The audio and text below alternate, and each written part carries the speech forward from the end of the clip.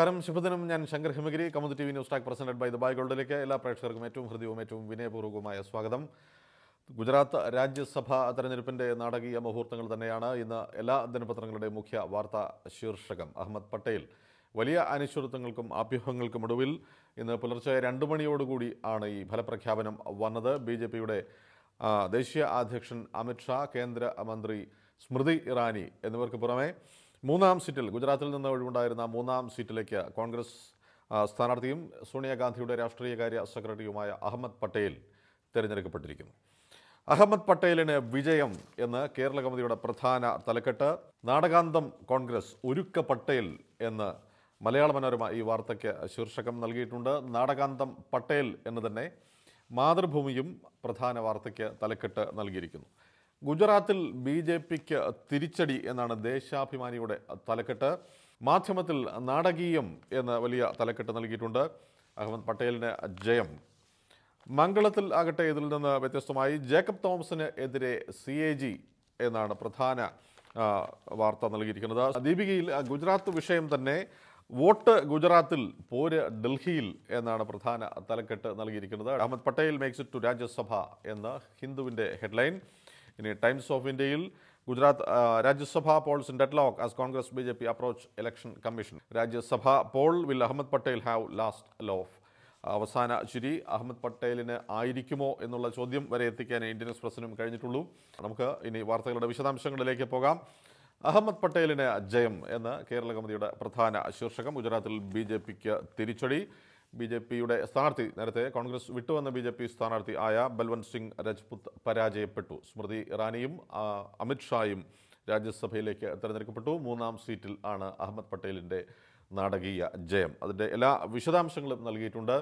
44 വോട്ടുകൾ ആണ് 44 വോട്ടുകളാണ് ഇന്നലെ കോൺഗ്രസ് സ്ഥാനാർത്ഥിക്ക് അഹമ്മദ് പട്ടേലിന് ലഭിച്ചത്. അതായത് 2 വിമതരെ ഒഴിവാക്കിയാൽ 42 കോൺഗ്രസ് വോട്ടുകളും പുറത്തുനിന്ന് ലഭിച്ച 2 വോട്ടുകളും. അതിൽ ഒന്ന് BJPയിൽ നിന്ന് ഉണ്ടായ കൂറുമാറ്റത്തിൽ നിന്നുണ്ടായ ഒരു വോട്ടാണ് എന്നുള്ളത് BJPക്ക് വലിയ തോതിലുള്ള രാഷ്ട്രീയ തിരിച്ചടിയാണ്. ഇതിൻ്റെ നാടകീയത എന്ന് പറയുന്നത്, ഇന്നലെ രാവിലെ ആണ് ഗുജറാത്ത് രാജ്യസഭ തിരഞ്ഞെടുപ്പ് ആരംഭിച്ചത്. വോട്ടെടുപ്പ് ഏതാണ്ട് ഉച്ചയോടുകൂടി തന്നെ പൂർത്തിയായി. വൈകുന്നേരത്ത് വോട്ടെണ്ണാൻ തുടങ്ങുമ്പോൾ ഈ വിവാദങ്ങൾ ആരംഭിച്ചത്. ഈ തങ്ങൾ വോട്ട് ചെയ്തത് BJP സ്ഥാനാർത്ഥിക്കാണ് എന്ന് പരസ്യമായി വെളിപ്പെടുത്തിക്കൊണ്ട് 2 വിമത Congress MLA Mar ballot paper ഉയർത്തി കാണിച്ചതോടുകൂടിയായിരുന്നു നാടകീയ നിമിഷങ്ങൾക്ക് തുടക്കം. ഈ MLA മാരുടെ വോട്ട് റദ്ദാക്കണമെന്നാവശ്യപ്പെട്ടുകൊണ്ട് കോൺഗ്രസ് സംസ്ഥാന തെരഞ്ഞെടുപ്പ് കമ്മീഷനെ സമീപിച്ചെങ്കിലും ഈ ആവശ്യം തള്ളി. തുടർന്ന് കോൺഗ്രസ് കേന്ദ്ര തെരഞ്ഞെടുപ്പ് കമ്മീഷനെ സമീപിക്കുകയായിരുന്നു. അതിന് പിന്നാലെ BJPയും കേന്ദ്ര തെരഞ്ഞെടുപ്പ് കമ്മീഷനെ സമീപിച്ചു. അനാവശ്യമായ തർക്കങ്ങളാണ് കോൺഗ്രസ് ഉന്നയിക്കുന്നത്. വോട്ടെണ്ണൽ വൈകിക്കാൻ ഉള്ള മനഃപൂർവ്വമായ ശ്രമമാണ് കോൺഗ്രസിൻ്റേതെന്ന് BJP ആരോപിച്ചു. ഇരുവശത്തു നിന്നും ശക്തമായ സമ്മർദ്ദമുണ്ടായതോടുകൂടി കേന്ദ്ര തെരഞ്ഞെടുപ്പ് കമ്മീഷനും തീരുമാനം എടുക്കാൻ കഴിയാതെ കുഴങ്ങുകയായിരുന്നു. ഒടുവിൽ രാത്രി 11:30 ആണ് കോൺഗ്രസിൻ്റെ ആവശ്യം, ഈ 2 കോൺഗ്രസിൻ്റെ ആവശ്യം അംഗീകരിച്ചുകൊണ്ട്, അല്ലെങ്കിൽ 2 വിമത MLA മാരുടെ വോട്ടുകൾ റദ്ദാക്കിക്കൊണ്ട് തെരഞ്ഞെടുപ്പ് കമ്മീഷൻ ഉത്തരവിറക്കിയത്. തുടർന്ന് നടത്തിയ വോട്ടെണ്ണലിൻ്റെ ഫലപ്രഖ്യാപനമാണ് പുലർച്ചെ 2 മണി വരെ നീണ്ടത്. വോട്ടെണ്ണൽ കഴിഞ്ഞപ്പോൾ അഹമ്മദ് പട്ടേലിന് തന്നെ ജയം. ഈ നേരത്തെ ഒരു സ്ഥാനാർത്ഥിക്ക് ജയിക്കാൻ 45 വോട്ടുകളാണ് വേണ്ടിയിരുന്നത് എങ്കിൽ 2 കോൺഗ്രസ് MLA മാരുടെ വോട്ടുകൾ റദ്ദാക്കിയതോടുകൂടി ഇത് 44 എന്ന സംഖ്യയിലേക്ക് ചുരുങ്ങി. അതാണ് അഹമ്മദ് പട്ടേലിന് തുണയായത്. കോൺഗ്രസിന് കിട്ടിയത് കൃത്യം 44 വോട്ടുകൾ. അതിൻ്റെ എല്ലാ വിശദാംശങ്ങളും ഇന്ന് നൽകിയിട്ടുണ്ട്. BJPക്ക് 2 തരത്തിൽ ആണ് ഈ തെരഞ്ഞെടുപ്പിൽ തിരിച്ചടി നേരിട്ടത്. ഒന്ന്, കോൺഗ്രസ് വിമത വോട്ടുകൾ റദ്ദാക്കിയ തെരഞ്ഞെടുപ്പ് കമ്മീഷൻ്റെ നടപടി. മറ്റൊന്ന് പാർട്ടിയിൽ നിന്ന് തന്നെ, BJPയിൽ നിന്ന് തന്നെ ഒരംഗം കൂറുമാറി അഹമ്മദ് പട്ടേലിന് വോട്ട് ചെയ്തു എന്നുള്ളത്. BJP അംഗം നളിൻ കൊട്ടാഡിയ ആണ് കൂറുമാറി കോൺഗ്രസിന് വോട്ട് ചെയ്ത BJP അംഗം. അതിൻ്റെ മുഴുവൻ വിശദാംശങ്ങളും ഇന്ന് കേരള കൗമുദി നൽകിയിരിക്കുന്നു. ഇനി മറ്റു വാർത്തകളിലേക്ക് പോകാം. ഒരുമ്പെട്ട് 3 കാട്ടാന എന്ന് കൗതുകമുണർത്തുന്ന ഒരു ആനക്കഥ പാലക്കാട്ട് നിന്ന്. മലമ്പുഴ മുണ്ടൂർ വനമേഖലയിൽ നിന്ന് 5 ദിവസം മുൻപ് കാടിറങ്ങിയ 3 കാട്ടാനകൾ ഉൾപ്പെടുന്ന സംഘം, ഒരു പിടിയാനയും 2 കൊമ്പന്മാരും അടങ്ങുന്ന സംഘമാണ് 50 കിലോമീറ്റർ താണ്ടി, 6 പഞ്ചായത്തുകൾ താണ്ടി, 2 സംസ്ഥാന പാതകൾ താണ്ടി ഇന്നലെ ലക്കിടിയിൽ, ഒറ്റപ്പാലത്ത് ലക്കിടിയിൽ ഭാരതപ്പുഴയോരത്ത് നിലയുറപ്പിച്ചത്. ഈ 5 ദിവസവും യാത്ര ചെയ്യുകയായിരുന്നു ഈ കാട്ടാനകൾ. ഇത് വനം വകുപ്പിനും നാട്ടുകാർക്കും ഒരുപോലെ തലവേദന ആയ ആനകളെ എങ്ങനെ കാട്ടിലേക്ക് തിരികെ അയക്കാം എന്നുള്ള ആലോചന നടക്കുന്നതേയുള്ളൂ. കുങ്കി ആനകളെ കൊണ്ടുവന്ന് ഇവയെ മെരുക്കാം എന്ന് വിചാരിച്ചാൽ ഈ 3 കാട്ടാനകൾക്ക് വേണ്ടി 9 കുങ്കി ആനകൾ വേണ്ടിവരും. അവയെ കോയമ്പത്തൂരിൽ നിന്ന് കൊണ്ടുവരണം. മയക്കുവെടി വച്ചാൽ ഈ ആനകൾ പ്രകോപിതരാകുമോ എന്നുള്ള ഭയവും ഉണ്ട്. എന്തായാലും വനം വകുപ്പിൻ്റെ ആ വഴിക്കുള്ള ശ്രമങ്ങൾ തുടരുന്നതേയുള്ളൂ എന്ന് കേരള കൗമുദിയുടെ കൗതുകമുണർത്തുന്ന ചിത്രങ്ങൾ സഹിതം അതിൻ്റെ റിപ്പോർട്ട് സൂപ്പർ ലീഡ് വാർത്തയായി നൽകിയിട്ടുണ്ട്. ഇനി ഡിവൈഎഫ്ഐയുടെ ആംബുലൻസിൽ മുരുകൻ്റെ മൃതദേഹം നാട്ടിലെത്തിച്ചു. മുരുകൻ എന്ന് പറയുന്നത് കഴിഞ്ഞ ദിവസം വാർത്തകളെല്ലാം നിറഞ്ഞു നിന്നിരുന്നു. 6 ആശുപത്രികൾ ചികിത്സ നിഷേധിച്ചതിനെ തുടർന്ന് മരണത്തിന് കീഴടങ്ങേണ്ടി വന്ന തമിഴ്നാട് സ്വദേശി ആയ തൊഴിലാളി കൊല്ലത്ത് മരിച്ച മുരുകൻ്റെ മൃതദേഹം ഒടുവിൽ ഡിവൈഎഫ്ഐയുടെ ആംബുലൻസിൽ ആണ് നാഗർകോവിലിൽ ജന്മനാട്ടിൽ എത്തിച്ചത്. അതിൻ്റെ വിശദാംശങ്ങളാണ്. കൊല്ലത്ത് നിന്ന് കൊല്ലം ജില്ലാ ആശുപത്രിയിൽ നിന്ന് പോസ്റ്റ്മോർട്ടത്തിനായി തിരുവനന്തപുരം മെഡിക്കൽ കോളേജ് ആശുപത്രിയിലേക്ക് മുരുകൻ്റെ മൃതദേഹം എത്തിച്ചതും ഡിവൈഎഫ്ഐയുടെ ആംബുലൻസിൽ തന്നെ ആയിരുന്നു. ആംബുലൻസ് നിഷേധിച്ച് വീണ്ടും ക്രൂരത എന്ന് ഇതിനൊപ്പം തന്നെ മറ്റൊരു വാർത്തയും നൽകിയിട്ടുണ്ട്. ഇന്നലെ ജില്ലാ ആശുപത്രിയിൽ നിന്ന് തിരുവനന്തപുരത്തേക്ക് മുരുകൻ്റെ മൃതദേഹം എത്തിക്കുന്നതിന് സർക്കാർ വക ആംബുലൻസ് ജില്ലാ ആശുപത്രിയുടെ ആംബുലൻസ് വിട്ട് നൽകിയില്ല. ആംബുലൻസ് ഒരെണ്ണം സ്ഥലത്തുണ്ടായിരുന്നെങ്കിലും ഈ സമയം ആയപ്പോൾ അത് മാറ്റിയിടുകയായിരുന്നു എന്നുള്ള ആക്ഷേപം ഒപ്പം നൽകിയിട്ടുണ്ട്. മറ്റൊരു വാർത്ത കോട്ടയം സെൽഫിക്കാരനെ പുറത്താക്കിയെന്നതാണ്. കഴിഞ്ഞ ദിവസം വലിയ തോതിൽ സാമൂഹ്യ മാധ്യമങ്ങളിലും വർത്തമാന പത്രങ്ങളിലുമൊക്കെ പ്രചരിച്ച ഒരു ചിത്രം ഓർമ്മയുണ്ടാകും. BJP പ്രവർത്തകരെ ആക്രമിച്ചതിൻ്റെ പേരിൽ പോലീസ് കസ്റ്റഡിയിൽ എടുത്ത ഡിവൈഎഫ്ഐ നേതാവ് കോട്ടയം കുമരകം സ്വദേശിയായ മിഥുൻ ആണ് ഗ്രേഡ് SIയുടെ തൊപ്പി തലയിൽ വെച്ച് സെൽഫി എടുത്ത് പ്രചരിപ്പിച്ചത്.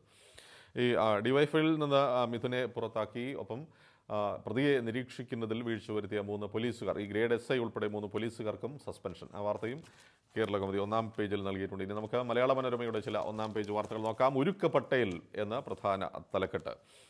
അമിത്ഷാ സ്മൃതി ഇറാനി പട്ടേൽ രാജ്യസഭയിലേക്ക്. പുലർച്ചെ വരെ നീണ്ട സസ്പെൻസ് ഫലം അറിഞ്ഞത് പുലർച്ചെ 1:50 എന്ന് ഹൈലൈറ്റ്സ് നൽകിയിട്ടുണ്ട്. അമിത്ഷായുടെ തന്ത്രം പാളി, ഉയർത്തിക്കാട്ടിയ 2 വോട്ട് കമ്മീഷൻ അസാധുവാക്കി, BJP വോട്ടും മറിഞ്ഞു തുടങ്ങിയ പ്രധാന അംശങ്ങളും നൽകിയിട്ടുണ്ട്. മറ്റൊന്ന്, കോവളം കാസർഗോഡ് ജലപാത വികസനം 3 വർഷത്തിനകമെന്ന് മുഖ്യമന്ത്രി. ഇത് മനോരമ കഴിഞ്ഞ ദിവസങ്ങളിൽ കുതിപ്പിൻ്റെ ജലപാത എന്ന പേരിലൊരു വാർത്താ പരമ്പര പ്രസിദ്ധീകരിച്ചിരുന്നു. അതിൻ്റെ തുടർച്ച എന്നുള്ള നിലയിൽ തലസ്ഥാനത്ത് സംഘടിപ്പിച്ച ആശയക്കൂട്ടത്തിൻ്റെ ഉദ്ഘാടനം നിർവഹിച്ചുകൊണ്ട് മുഖ്യമന്ത്രി നൽകിയ ഒരു ഉറപ്പാണ് കോവളം മുതൽ കാസർഗോഡ് വരെ നീളുന്ന ജലപാതയുടെ വികസനം 3 വർഷത്തിനകം പൂർത്തിയാക്കും എന്ന്. ഇതിന് കിഫ്ബിയിൽ നിന്ന് പണം ലഭ്യമാക്കും. ഇത് സർക്കാർ വകുപ്പുകളുടെ ചുവപ്പ് നാടയിൽ കുരുങ്ങി പദ്ധതി വൈകാതിരിക്കുന്നതിന് ആയി കൊച്ചി രാജ്യാന്തര വിമാനത്താവള കമ്പനിയുടെ പങ്കാളിത്തത്തോടുകൂടിയാണ് ഈ പദ്ധതി നടപ്പാക്കുകയെന്നും ആശയക്കൂട്ടായ്മയിൽ മുഖ്യമന്ത്രി പറഞ്ഞത് മനോരമ 1-ാം പേജിൽ തന്നെ നൽകിയിട്ടുണ്ട്. ഇനി മറ്റൊന്ന്, ഹരിയാനയിൽ നിന്ന് BJP നേതാവിൻ്റെ മകന് എതിരെ തുറന്നു പറഞ്ഞ വർണ്ണിക. ഇത് ഒരു പെൺകുട്ടിയുടെ ദുരനുഭവം ആണ്. ഇത് കഴിഞ്ഞ ദിവസം ആണ്. അതായത് ഒറ്റയ്ക്ക് അർദ്ധരാത്രിയിൽ കാർ ഓടിച്ചു പോകേണ്ടി വന്ന വർണ്ണിക കുണ്ടു എന്ന യുവതിയെ 2 യുവാക്കൾ ആഡംബര കാറിൽ പിന്തുടർന്ന് ഭയപ്പെടുത്തുകയും അവരെ തട്ടിക്കൊണ്ടുപോകാൻ ശ്രമിക്കുന്ന മട്ടിലുള്ള ഭീകരാന്തരീക്ഷം സൃഷ്ടിക്കുകയും ചെയ്ത ഒടുവിൽ രക്ഷപ്പെട്ട വർണ്ണിക കുണ്ടു ഈ അനുഭവം ഫേസ്ബുക്കിൽ വിവരിച്ചിരുന്നു. ആ കാര്യം പറഞ്ഞുകൊണ്ടാണ്. പക്ഷേ തക്ക സമയത്തിന് തന്നെ വർണ്ണിക പോലീസിനെ വിവരം അറിയിക്കുകയും പോലീസ് പ്രതികളെ പിടികൂടുകയും ചെയ്തപ്പോഴാണ് അറിയുന്നത് ഇത് ഹരിയാനയിലെ BJP സംസ്ഥാന അധ്യക്ഷൻ്റെ മകനും സുഹൃത്തുമായിരുന്നു എന്ന്.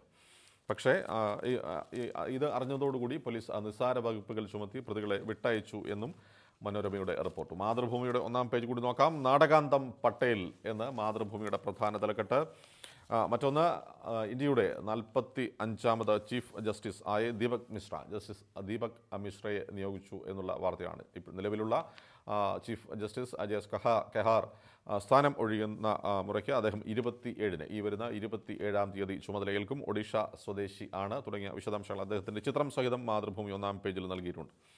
സ്ത്രീകളെയും സുന്നികളെയും ഒഴിവാക്കി റുഹാനിയുടെ മന്ത്രിസഭ എന്ന വാർത്തയും മാതൃഭൂമിയുടെ 1-ാം പേജിൽ. ഇറാനിൽ പ്രസിഡന്റ് ഹസൻ റുഹാനി അദ്ദേഹത്തിൻ്റെ 2ാം മന്ത്രിസഭ ആണ് സ്ത്രീകളെയും ന്യൂനപക്ഷം ആയ സുന്നികളെയും ഒഴിവാക്കിക്കൊണ്ട് മന്ത്രിസഭ രൂപീകരണം നടത്തിയിരിക്കുന്നു.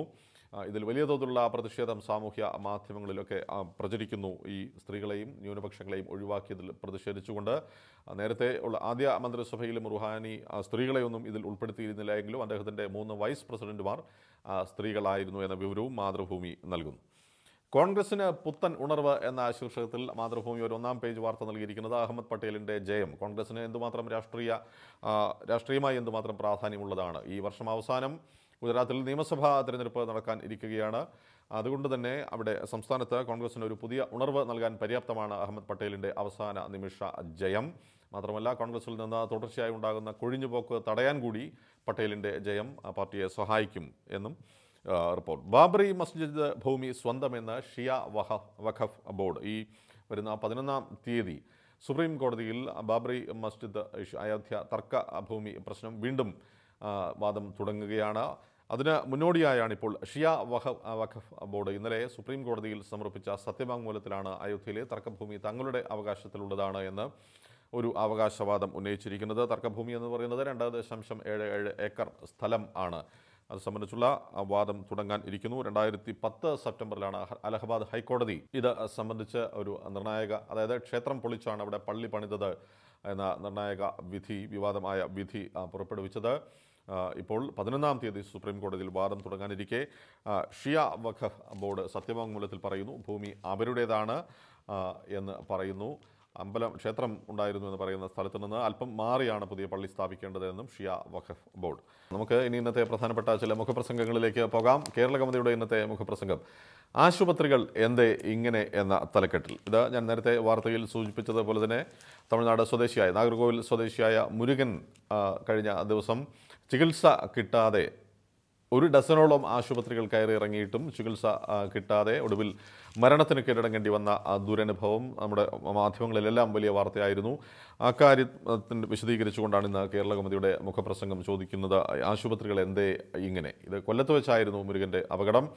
ഈ അപകടത്തിൽ മുരുകൻ ഉൾപ്പെടെ പരിക്കേറ്റ 4 പേരെയും ആദ്യം കൊട്ടിയത്തെ സ്വകാര്യ ആശുപത്രിയിൽ പ്രവേശിപ്പിച്ചെങ്കിലും മുരുകൻ്റെ നില ഗുരുതരം ആയതിനാൽ മറ്റേതെങ്കിലും ആശുപത്രിയിൽ പ്രവേശിപ്പിക്കാനായിരുന്നു ഡോക്ടർമാരുടെ നിർദ്ദേശം.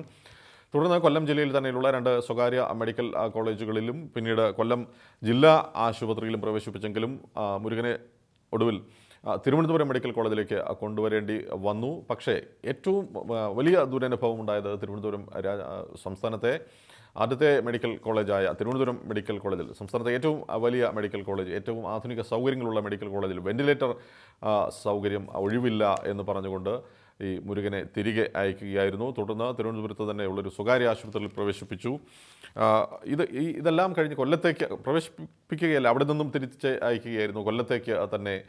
ഇതിനിടയിൽ മുരുകന് മരണത്തിന് കീഴടങ്ങേണ്ടി വന്നു. ഇതിൽ പറയുന്നത് സ്വകാര്യ ആശുപത്രികൾ ഇത്തരം ഒരു അവസരത്തിൽ ചികിത്സ നിഷേധിക്കുന്നതിൻ്റെ കാരണം നമുക്ക് മനസ്സിലാക്കാവുന്നതേ ഉള്ളൂ. കൂടെ ഒരാളില്ല എന്നാണ് സ്വകാര്യ ആശുപത്രികൾ പറഞ്ഞത്. അതിൻ്റെ കാരണം സ്വകാര്യ ആശുപത്രികളിൽ നമുക്ക് അറിയാം, ചികിത്സ തുടങ്ങുന്നതിന് മുൻപ് തന്നെ ചികിത്സയുടെ പണം കെട്ടിവെക്കേണ്ടതുണ്ട്. അതിന് ഒപ്പം ആളില്ല എന്നുള്ളതാണ് അവരുടെ ന്യായം. അതിന് ഇങ്ങനെ പറയുന്നു എന്നേ ഉള്ളൂ. പക്ഷേ എന്തുകൊണ്ട് തിരുവനന്തപുരം മെഡിക്കൽ കോളേജിൽ ഇത്തരം ഒരു സംഭവം ഉണ്ടായി? വെന്റിലേറ്റർ ഒഴിവില്ല എന്നുള്ളൊരു ന്യായം പറഞ്ഞ് അതീവ ഗുരുതരാവസ്ഥയിൽ ആയ ഒരു രോഗിയെ തിരികെ അയക്കേണ്ടി വന്ന സാഹചര്യം എന്താണ്? ഇതേക്കുറിച്ച് പ്രത്യേകമായ അന്വേഷണം നടത്തണം. ഈ വെന്റിലേറ്റർ ഉൾപ്പെടെയുള്ള അത്യാധുനിക ചികിത്സാ സൗകര്യങ്ങളെല്ലാം ഉണ്ടായത് സമീപകാലത്താണ്, കുറച്ച് വർഷങ്ങൾക്കിടയിലാണ്. അതിനു മുൻപും അപകടങ്ങൾ സംഭവിക്കുകയും ഗുരുതരാവസ്ഥയിലായ രോഗികളെ ഡോക്ടർമാർ പരിശോധിക്കുകയും ചെയ്തിട്ടുണ്ട്. അവസാന നിമിഷം വരെ രോഗിയുടെ ജീവൻ രക്ഷിക്കാൻ ശ്രമിച്ച് പരാജയപ്പെടുന്ന ഡോക്ടറെ ആരും ഒന്നും പറയുകയില്ല. പക്ഷേ ഇതങ്ങനെയല്ല. ഈ രോഗിയെ കാഷ്വാലിറ്റിയിൽ പ്രവേശിപ്പിക്കുക പോലും ചെയ്യാതെ ഈ ഡോക്ടർ ആംബുലൻസിൽ കയറി ഒന്ന് നോക്കിയതിന് ശേഷം പ്രാഥമിക ചികിത്സ പോലും നൽകാതെയാണ് മടക്കി അയച്ചത്. ഇക്കാര്യം പ്രത്യേകമായി അന്വേഷിക്കണമെന്ന് കേരള കൗമുദിയുടെ മുഖപ്രസംഗം. ഇനി മനോരമ ഇന്ന് എടുക്കുന്ന വിഷയം കേരള കുതിപ്പിന് ജലപാതയും. ഇത് മനോരമയിൽ തന്നെ കഴിഞ്ഞ ദിവസങ്ങളിൽ പ്രസിദ്ധീകരിച്ച കുതിപ്പിൻ്റെ ജലപാത എന്ന വാർത്താ പരമ്പരയുടെ തുടർച്ച എന്നുള്ള നിലയിൽ കഴിഞ്ഞ ദിവസം തിരുവനന്തപുരത്ത് സംഘടിപ്പിച്ച ആശയ കൂട്ടായ്മ ഉദ്ഘാടനം ചെയ്തുകൊണ്ട് മുഖ്യമന്ത്രി സംസാരിച്ച കാര്യം മനോരമ തന്നെ ഒന്നാം പേജിൽ നൽകിയിട്ടുണ്ട്. അതായത് കോവളം കാസർഗോഡ് ജലപാത 3 വർഷത്തിനകം പൂർത്തിയാക്കും എന്നുള്ളത്. അക്കാര്യത്തിൻ്റെ കൂടുതൽ വിശദാംശങ്ങൾ നൽകിക്കൊണ്ടാണ് ഇത് കേരളത്തിൻ്റെ ജലഗതാഗത മേഖലയിൽ പുതിയ ഉണർവ് പകരട്ടെ എന്ന് പ്രാർത്ഥിക്കുകയും അതിന് എത്രയും വേഗം ഈ പദ്ധതി നിശ്ചിത സമയത്തിനകം തന്നെ പൂർത്തിയാക്കാനുള്ള ഇച്ഛാശക്തി സർക്കാരിനുണ്ടാകണം എന്ന് ആവശ്യപ്പെടുകയും ചെയ്യുന്നു മനോരമയുടെ ഈ മുഖപ്രസംഗം. ഏതാണ്ട് 3000 കോടി രൂപ ആണ് ഈ പദ്ധതിക്ക് ചെലവ് പ്രതീക്ഷിക്കുന്നത്. ഇത് കൊച്ചി രാജ്യാന്തര വിമാനത്താവളത്തിൻ്റെ നേതൃത്വത്തിലാണ് ഈ പദ്ധതി പൂർത്തിയാക്കുക എന്നുള്ളതുകൊണ്ട് ഇത് സമയബന്ധിതമായി പൂർത്തിയാകുമെന്ന് നമുക്കിപ്പോൾ പ്രതീക്ഷിക്കാം. കിഫ്ബി വഴി ഇതിനുള്ള തുക കണ്ടെത്തുമെന്നാണ് മുഖ്യമന്ത്രി ഇന്നലെ മനോരമയുടെ ആശയ കൂട്ടായ്മയിൽ പറഞ്ഞത് തുടങ്ങിയ കാര്യങ്ങളും ഓർമ്മിക്കുന്നു ഈ മുഖപ്രസംഗം. ഇനി മാതൃഭൂമിയിലും മുരുകൻ്റെ വിഷയം തന്നെയാണ്. മുരുകൻ ഒരു കണ്ണീർത്തുള്ളിയായി മലയാളിയുടെ മനസ്സിൽ ദീർഘകാലം ഉണ്ടാകും. ശിക്ഷാലയങ്ങൾ ആകുന്ന ചികിത്സാലയങ്ങൾ എന്ന് മാതൃഭൂമി ഈ മുഖപ്രസംഗത്തിന് തലക്കെട്ട് നൽകിയിരിക്കുന്നു. ഇത് ഫ്രഞ്ച് തത്വചിന്തകനായ മിഷേൽ ഫൂക്കോയുടെ ഒരു വാചകത്തോടു കൂടിയാണ് ഈ മുഖപ്രസംഗം ആരംഭിക്കുന്നത്. അധികാരത്തിൻ്റെയും ശിക്ഷിക്കലിൻ്റെയും പ്രയോഗ കേന്ദ്രങ്ങളായിരിക്കുന്നു നമ്മുടെ ആധുനിക ചികിത്സാ കേന്ദ്രങ്ങൾ എന്നാണ് മിഷേൽ ഫുക്കോ പറഞ്ഞത്. അക്ഷരാർത്ഥത്തിൽ നമ്മുടെയൊക്കെ അനുഭവവുമാണ് ഇത്.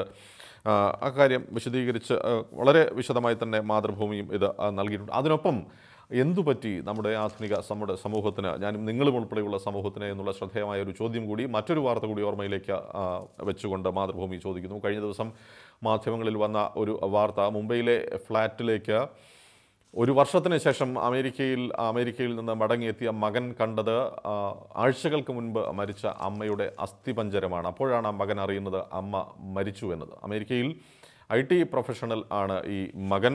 ഏറ്റവും ഒടുവിൽ ഇയാൾ അമ്മയെ വിളിച്ചത് പോലും 2016 ഏപ്രിലിൽ ആയിരുന്നു. അതിനുശേഷം ഒരിക്കൽ പോലും അമ്മയെ വിളിച്ചിട്ടില്ല. ഒടുവിൽ മുംബൈയിലെ ഫ്ലാറ്റിൽ എത്തുമ്പോൾ കാണുന്നത് അമ്മയുടെ അസ്ഥിപഞ്ജരം മാത്രമാണ്. എന്തുകൊണ്ടാണ് നമ്മുടെ സമൂഹത്തിന്, എന്താണ് നമുക്ക് സംഭവിക്കുന്നത് എന്ന കണ്ണീർ കിനിയുന്ന ചോദ്യവും മാതൃഭൂമി മുഖപ്രസംഗത്തോടൊപ്പം മുന്നോട്ട് വയ്ക്കുന്നു. നമുക്ക് ഇനി ഇന്നത്തെ ശ്രദ്ധേയമായ ചില വാണിജ്യ വാർത്തകളിലേക്ക് കൂടി പോകാം. ആദ്യം കേരള കൗമുദിയുടെ വാണിജ്യ പേജ് നോക്കാം. ഇത് ഡീസൽ കാറുകൾക്ക് പ്രിയം കുറയുന്നു, പെട്രോൾ കാറുകൾക്ക് പ്രിയമേറുന്നു എന്ന വാർത്തയാണ്. കേന്ദ്ര സർക്കാരിൻ്റെ തന്നെ ഒരു റിപ്പോർട്ട് അനുസരിച്ച് അതിൻ്റെ കണക്കുകളും ഉണ്ട്. 2012-2013 സാമ്പത്തിക വർഷത്തിൽ ഡീസൽ കാറുകൾ വിറ്റുപോയ മൊത്തം കാറുകളുടെ എണ്ണത്തിൽ 47% ഡീസൽ കാറുകൾ ആയിരുന്നെങ്കിൽ കഴിഞ്ഞ സാമ്പത്തിക വർഷം അത് വെറും 27% മാത്രമായി കുറഞ്ഞു എന്ന് കേന്ദ്ര സർക്കാരിൻ്റെ ഈ കണക്കുകൾ സൂചിപ്പിക്കുന്നു. അതിൻ്റെ പ്രധാന കാരണം 10 വർഷത്തിലധികം പഴക്കമുള്ള ഡീസൽ കാറുകൾ നിരോധിച്ചുകൊണ്ടുള്ള ദേശീയ ഹരിത ട്രിബ്യൂണലിൻ്റെ ഉത്തരവ് ആണ്. അതിനൊപ്പം തന്നെ അതുമായി ബന്ധപ്പെട്ട മറ്റ് കണക്കുകളും ഇന്ന് കേരള കൗമുദി വാണിജ്യം പേജിൽ നൽകിയിട്ടുണ്ട്. ഇനി നമുക്ക് മനോരമയുടെ സാമ്പത്തികം പേജ് നോക്കാം. തട്ടിപ്പിന് പൂട്ട്, ഓഹരി വിപണിയിൽ 331 കമ്പനികൾക്ക് നിയന്ത്രണം. ഇത് വ്യാജ കമ്പനികൾ അല്ലെങ്കിൽ കമ്പനികൾ ഉണ്ടാക്കി അതിൻ്റെ പേരിൽ കള്ളപ്പണം വെളുപ്പിക്കുകയും മറ്റ് സാമ്പത്തിക ക്രമക്കേടുകൾ നടത്തുകയും ചെയ്തു എന്ന് തെളിഞ്ഞ 331 കമ്പനികൾക്ക് സെബി ഓഹരി വിപണിയിൽ നിയന്ത്രണം ഏർപ്പെടുത്തിയിരിക്കുന്നു എന്നുള്ള വാർത്തയാണ്. ഇതിൽ ഏറ്റവും അധികം കമ്പനികൾ രജിസ്റ്റർ ചെയ്തിരിക്കുന്നത് ബംഗാളിലാണ്. 127 കമ്പനികളാണ് ബംഗാളിൽ നിന്ന് ഈ നിയന്ത്രണം വന്ന പട്ടികയിൽ ഉള്ളത്. Securities and exchange board of ഇന്ത്യയുടെ ഈ നടപടിയെ തുടർന്ന് ഇന്നലെ ഓഹരി വിപണിയിൽ വലിയ തോതിലുള്ള ഇടിവ് ഉണ്ടായി. സെൻസെക്സിൽ 260 പോയിന്റിൻ്റെ ഇടിവും നിഫ്റ്റിയിൽ 78.55 പോയിന്റിൻ്റെ ഇടിവും ഉണ്ടായി. ഇതേ വാർത്ത മാതൃഭൂമി ഈ വാർത്ത നൽകിയിരിക്കുന്നതിൽ ഇതിൽ കേരളത്തിൽ ഉള്ള ഒരു കമ്പനിയുമുണ്ട് എന്നുള്ള വിവരം മാതൃഭൂമി ഇന്ന് നൽകിയിട്ടുണ്ട്. മാതൃഭൂമിയുടെ വാണിജ്യം പേജിൽ ഇത് തന്നെയാണ് പ്രധാന വാർത്ത. അതിനൊപ്പം നൽകിയിരിക്കുന്ന വിവരത്തിലാണ് കേരളത്തിൽ പാലക്കാട് കുന്നത്തൂർമേട്ടിലുള്ള ഒരു സ്റ്റീൽ കമ്പനിയും റായ്പൂരിൽ കോർപ്പറേറ്റ് ഓഫീസ് ഉള്ള ഒരു സ്റ്റീൽ കമ്പനിയും ഇതിൽ ഉൾപ്പെട്ടിരിക്കുന്നു എന്ന വിവരം മാതൃഭൂമിയുടെ വാണിജ്യം പേജ് നൽകിയിരിക്കുന്നത്. അതിൽ കൂടുതൽ വിശദാംശങ്ങൾ അതിൽ നൽകിയിട്ടുണ്ട്. മറ്റൊരു കാര്യം മാതൃഭൂമി വാണിജ്യം പേജിൽ നൽകിയിരിക്കുന്നത് ആദായ നികുതി പിരിവ് 8.5 ലക്ഷം കോടി ആയി എന്നുള്ളതാണ്. കഴിഞ്ഞ സാമ്പത്തിക വർഷം രാജ്യത്ത് എമ്പാട് നിന്നും ആദായ നികുതി വകുപ്പ് പിരിച്ചെടുത്ത തുകയാണ് 8.5 ലക്ഷം കോടി. ഇതിൽ ഏറ്റവും മുന്നിൽ നിൽക്കുന്നത് മഹാരാഷ്ട്രയാണ്. കേരളത്തിന് 12ാം സ്ഥാനം ഉണ്ട്. കഴിഞ്ഞ മുൻവർഷത്തെ അപേക്ഷിച്ച് നോക്കുമ്പോൾ ഏതാണ്ട് 1 ലക്ഷം കോടിയിലധികം രൂപയുടെ വർധനവാണ് ഈ കഴിഞ്ഞ വർഷം ആദായ നികുതി പിരിവിനത്തിൽ ഉണ്ടായത് എന്നും മാതൃഭൂമിയുടെ റിപ്പോർട്ട് സൂചിപ്പിക്കുന്നു. ഇനി നമുക്ക് ശ്രദ്ധേയമായ ഇന്നത്തെ കായിക വാർത്ത കൂടി നോക്കാം. ന്യൂസ് ട്രാക്ക് സമാപിക്കുന്നതിന് മുൻപ് ഇന്ന് കേരള കൗമുദിയുടെ കളിക്കളം പേജിൽ ഇത് ലോക അത്ലറ്റിക് ചാമ്പ്യൻഷിപ്പിൽ നിന്നുള്ള വാർത്തയാണ്. ജമൈക്ക ഒമർ റഹെ എന്ന ശീർഷകത്തിൽ നമുക്കറിയാം ഉസൈൻ ബോൾട്ടിൻ്റെ പരാജയത്തോടുകൂടി 100 മീറ്ററിലെ അപ്രമാദിത്വം ജമൈക്കയ്ക്ക് നഷ്ടമായി പോയ അവസരത്തിലാണ് ഒരു തിരിച്ചുവരവിൻ്റെ കുതിപ്പ് എന്ന് പറയാം. ഒമർ മക്ലോയിഡ് 110 മീറ്റർ ഹഡിൽസിൽ സ്വർണം നേടി. ഈ ചാമ്പ്യൻഷിപ്പിൽ ജമൈക്കയുടെ ആദ്യ സ്വർണം കൂടിയാണ് ഒമർ മക്ലോയിഡ് നേടിയത്. അത് സൂചിപ്പിച്ച് കൊണ്ടാണ് ജമൈക്ക ഒമർ റഹെ എന്ന ശീർഷകം നൽകിയിരിക്കുന്നത്. News talk presented by Dubai ഗോൾഡിൻ്റെ ഇന്നത്തെ ഭാഗം ഇവിടെ പൂർണ്ണമാകുന്നു. ശുഭവർത്തമാനങ്ങൾ മാത്രം പിറക്കട്ടെ ഈ നല്ല ദിവസം എന്ന പ്രാർത്ഥനയോടെ പ്രതീക്ഷകളോടെ ഇന്നത്തേക്ക് പിരിയാം. പുതിയ വാർത്തകളും വ്യാഖ്യാനങ്ങളുമായി നമ്മൾ കാണും നാളെ രാവിലെ 8:30 വീണ്ടും. News talk presented by Dubai ഗോൾഡിൽ. നമസ്കാരം.